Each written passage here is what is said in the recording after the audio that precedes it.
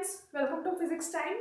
तो this video is about the review for the paper. मतलब paper का थोड़ा सा डिस्कशन करेंगे, एनालिसिस करेंगे कैसा था पेपर, प्लस इस बार पेपर कहाँ से आ रहे हैं और इनकी तैयारी करें कैसे। देखो, मैं भी आपकी तरह बहुत सारे कमेंट्स आए हैं चैनल पे, मैम 88 आ रहे हैं, 89 आ रहे हैं। डोंट वरी, मैं भी उसी कैटेगरी में हूँ।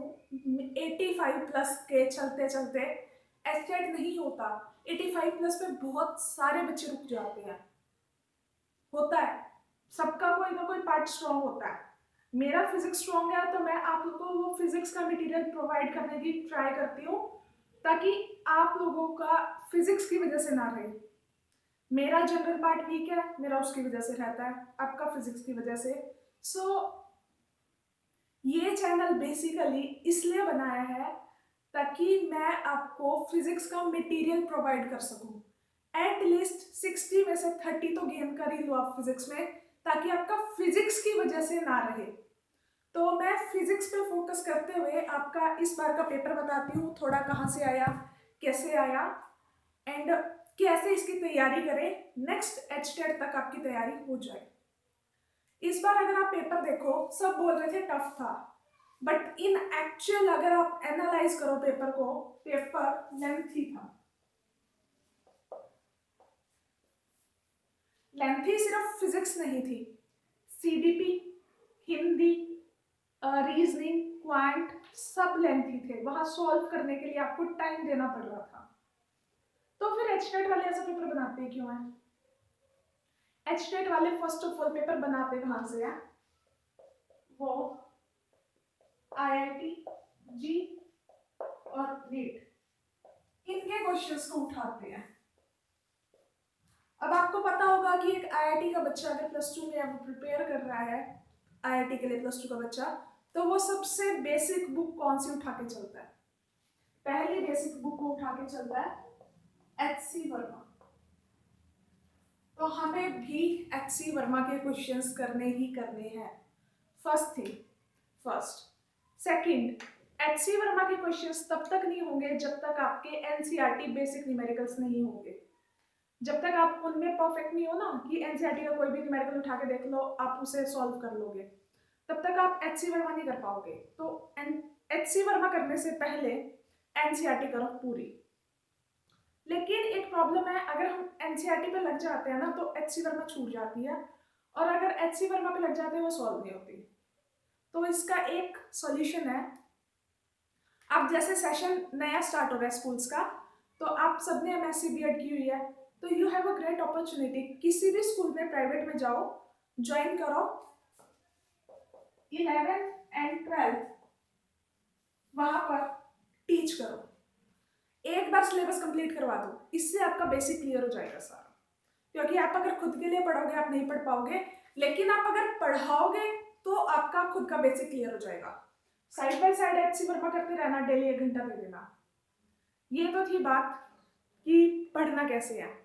अब इस पेपर में अगर बात करें हम, इस पेपर में हमारे 3-4 जो मेन टॉपिक आंखों के आगे आते हैं बिल्कुल देखते ही। एक तो मूवमेंट ऑफ इनर्शिया से 2-3 क्वेश्चंस थे, कैपेसिटर्स के क्वेश्चन थे, बाइंड फोर्स का था एक क्वेश्चन, और अगर मैं सेट ए की बात करूं, उससे पहले दोनों क्वेश्चन ही क्वांटम के थे।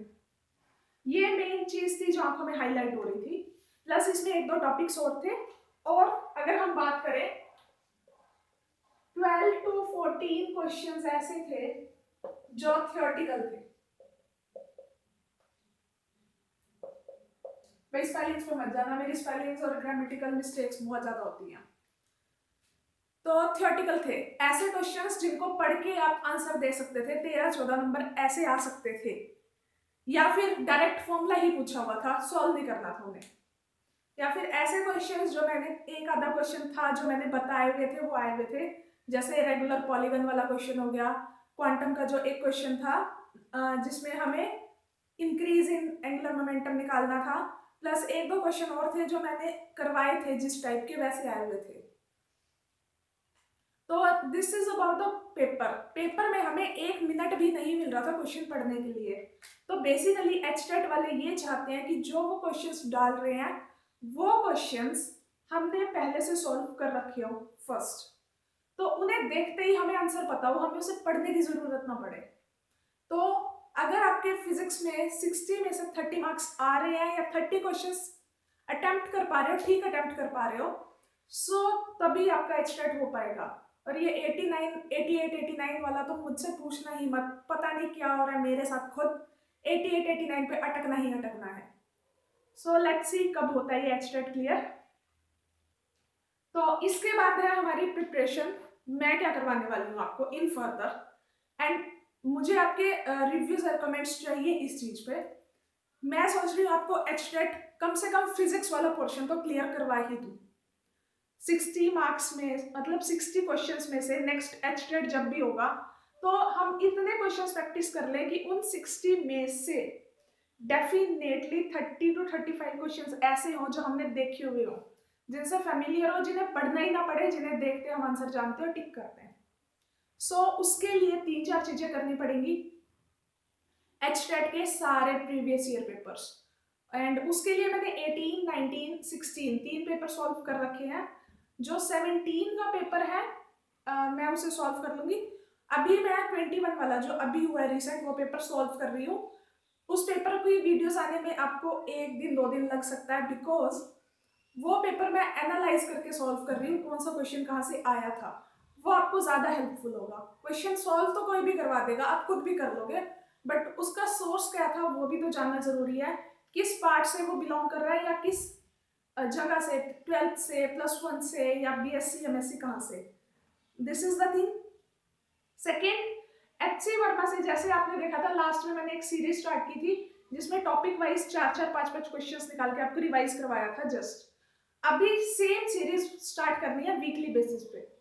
अगर आप लोग उसमें मेरा साथ दें तो, if you want the series, उसमें एक टॉपिक उठाएंगे, उसकी पहली वीडियो में मैं थ्योरी करवा दूंगी, एंड सेकंड वीडियो में 10-15 questions from the HC Verma और IIT लेवल के क्वेश्चंस, 15 क्वेश्चंस एक टॉपिक के, उससे आपको सब क्लियर होगा। प्लस एचटेट के प्रीवियस ईयर मैंने बोल दिया सारे सॉल्व करके चैनल पे आपको डेफिनेट मिलेंगे। सेकंड, आरोही के पेपर, अगर आप देखो हरियाणा में जितने पेपर होते हैं Arohi, HTET and any screening exams, उनके क्वेश्चंस बहुत ज्यादा मैच करते हैं, कॉमन क्वेश्चंस बहुत निकलते हैं। तो सारे पेपर करो ना, क्यों एक भी छोड़ना है जब कॉमन क्वेश्चंस निकल रहे हैं। अगर आरोही में 60 क्वेश्चन आते हैं तो 60 में से 15 to 20 क्वेश्चन एचटेट से मैच करते हैं। प्लस इसके बाद फेब में DSSB के फॉर्म्स निकलने वाले हैं, और जो लास्ट ईयर निकले थे शायद उनको रीशेड्यूल कर देंगे, वो भी इन्हीं फॉर्म्स के साथ हो जाएंगे। तो मेरे पास कुछ DSSB के पेपर हैं, वो भी आपके साथ मैं शेयर कर लूंगी, सॉल्व कर लेंगे। एक पेपर है जिसमें 300 क्वेश्चन है DSSB के, 300 क्वेश्चंस मायने रखते हैं, एक टॉपिक के 20-20, 30-30 क्वेश्चंस है वहाँ, वो सॉल्व करेंगे। Plus there is a request to everybody कि मेरे पास KVS और NVS के PGT फिजिक्स पेपर नहीं है, मैं उन्हें भी सॉल्व करके चैनल पे डालना चाहती हूँ। अगर किसी के पास भी वो पेपर्स हैं, please provide me the question papers. उनकी बाकी सब मैं देख लूंगी, मैं डिस्क्रिप्शन में मेल दे दूंगी अपनी, मेल कर देना मुझे क्वेश्चन पेपर्स अगर आपके पास है। It's a request to all, and this is about the analysis लगा लो, मेरा इंट्रोडक्शन लगा लो, स्ट्रेटेजी लगा लो, कुछ भी लगा लो। This video is about a talk with you all guys. ये टॉक करना जरूरी था क्योंकि जब से एचटेट का पेपर हुआ है तब से इतने कमेंट्स, इतने मैसेजेस, इतने सब आ गए हैं कि मैम एक वीडियो डाल दो, बात कर लेंगे। सो ये एक बात हो गई। सेकेंड वीडियो में डाल रही हूँ CTET के लिए, how to prepare for the CTET, क्योंकि 31 जनवरी 31 जन को CTET का भी पेपर है। तो जिनका CTET नहीं हुआ है एटलीस्ट वो CTET कर लेना, क्योंकि HTET का तो पता नहीं है। All the best guys, thank you for supporting so much, love you all, thank you.